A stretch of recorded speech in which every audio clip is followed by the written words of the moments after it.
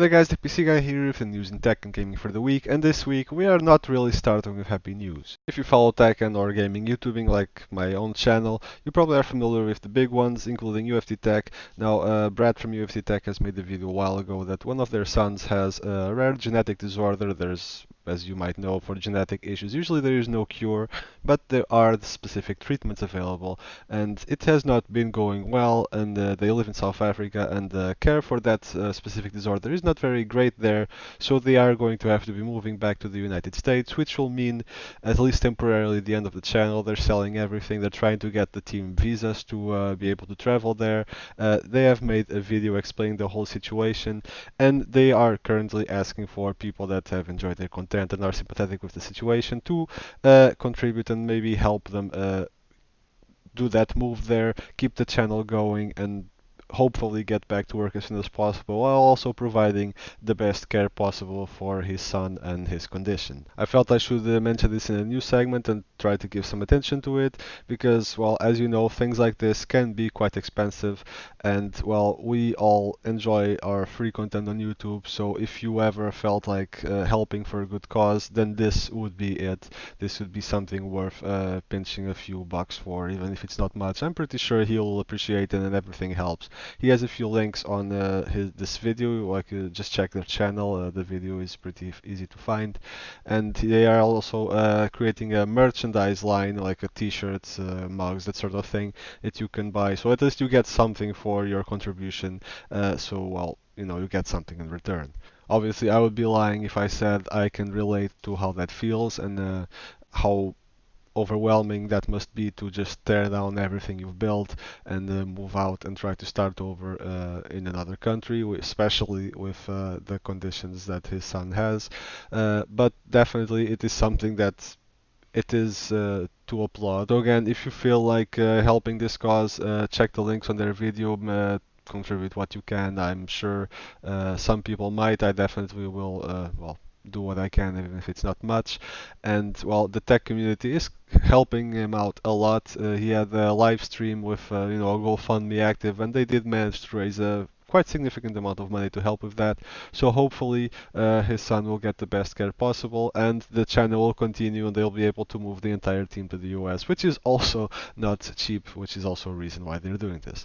Now, like I said, check that, and I'll continue with the actual tech news for now, but, well, thanks for your time in watching this part at least. AMD might be having some problems soon with their supply for their higher end products. The lead time on TSMC's foundries, that is the time between when you place an order until the time that you actually receive the order that you placed completed and ready to ship and sell, has been increased from 2 months to 6 months. This is most likely due to the recent launch of the new iPhone, and they both are produced by TSMC, both the iPhone and AMD CPUs. So this means that, well, for AMD, that their already existing supply issues will probably be aggravated. The 3900X has been out of stock for quite a while in a lot of places, and when it does restock, it is gone within a matter of hours and then back to pre-order status. So this might aggravate it even, and even worse with the upcoming launch of the Threadripper, which I'll mention in a second. So if you are going to shop AMD and you see them in stock, please don't wait, just go for it, because you might find that they might be a bit more difficult to sell or possibly more expensive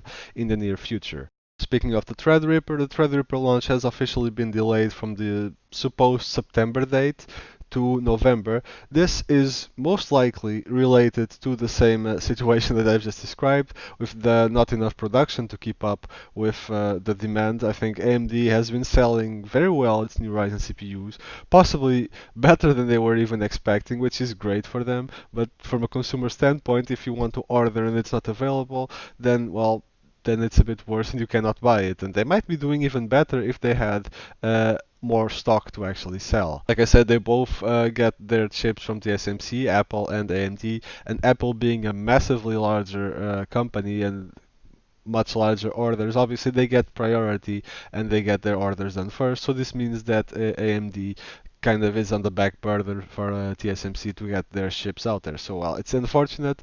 At the same time, it's good news for AMD, but for us consumers, yeah, it does kind of suck a little bit. Intel is stepping into the ray tracing game to try to compete with AMD, and it will be available for any graphics card. Intel has just introduced ray tracing to World of Tanks, or at least announced it, and it will be available through the one API from Intel themselves.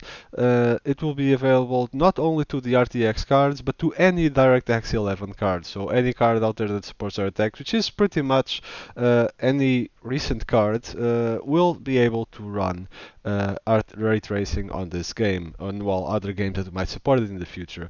Obviously, how good the performance is still has to be seen.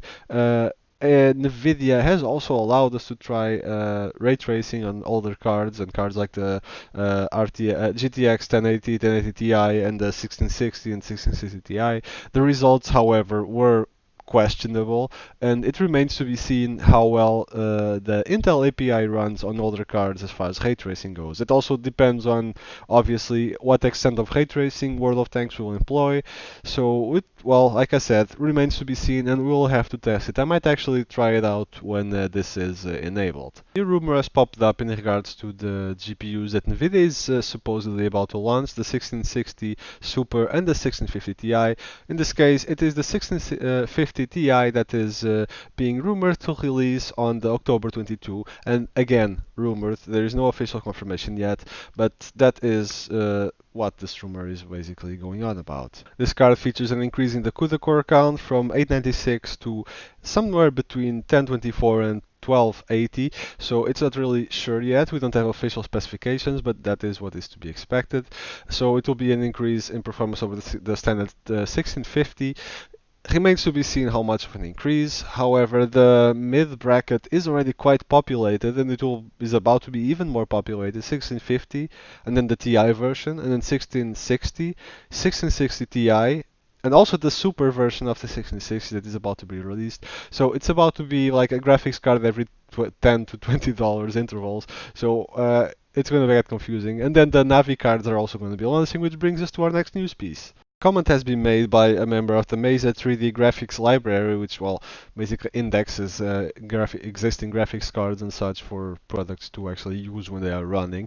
A comment has been made about the quick and urgent addition from the Navi 12 and 14 CPUs to the 19.2 version that is about to be released. It actually was released yesterday or today, I believe. In any case, apologizing for actually reading the exact date, but in any case, it was an urgent addition, he commented, because the version was about to launch, and the next version, the 19.3, will not launch until October 15. So if it was very important for the Navi versions to be introduced in this version of the library, then you can kind of expect very soon to hear news about the Navi 14 and 12, probably before the October 15, when the next version would have launched. So keep your eyes open for Navi 12 14 news. They will probably be competing on the same level as the 1650 to 1660 Ti, the entry-level interval right there,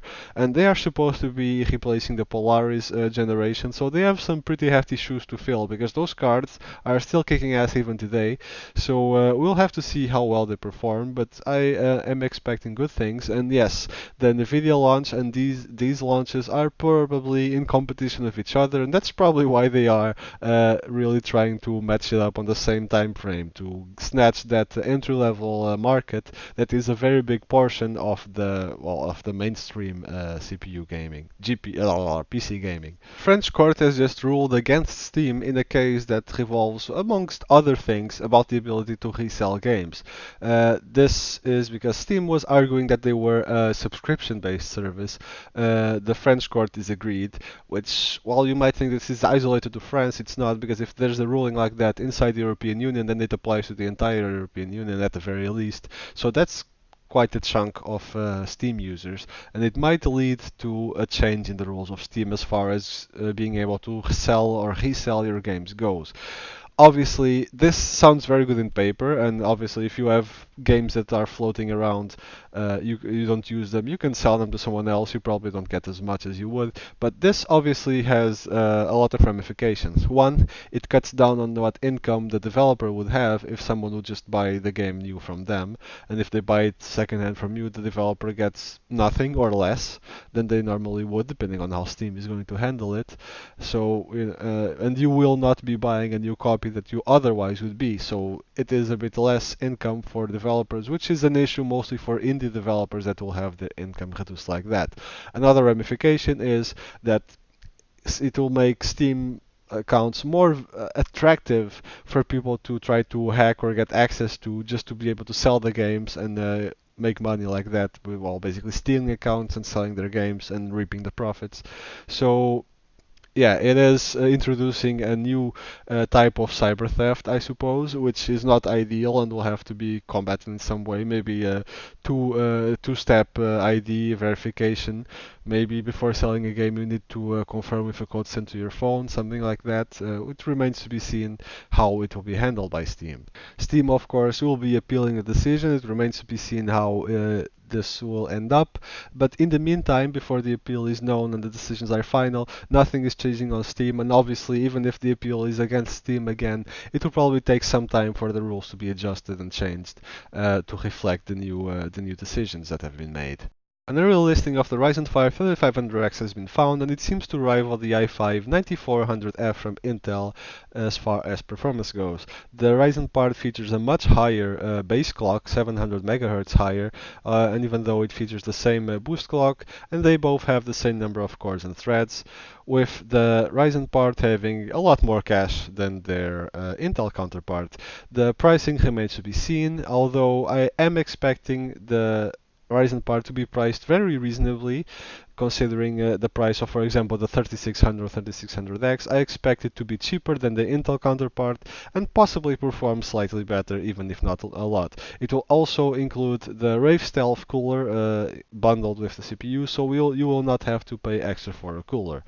Launch date is still unknown, so we'll have to wait for that and for independent reviews and benchmarks. Benchmarks have hit Geekbench regarding the upcoming launch of the Intel processor, and brace yourselves, i9 10980XE. It's a successor of the i9 9980XE that is currently one of Intel's HEDT parts. It has the same amount of 18 cores, 36 threads, the same amount of cache.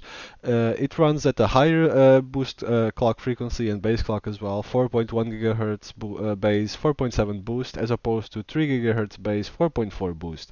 So that at least is a major improvement. It uses the same socket, so that much at least does not change, and the TDP is not yet known and remains to be seen. The benchmark results are most likely not completely accurate because they are listing a very small increase in terms of performance, while the cores are running at a much faster frequency, so we'll have to wait and see exactly how it performs. However, Intel is claiming twice as good performance per price value, so the performance is not going to double. That would be pretty insane. It's not going to happen. So we are expecting a very big price drop from Intel on their HDD parts.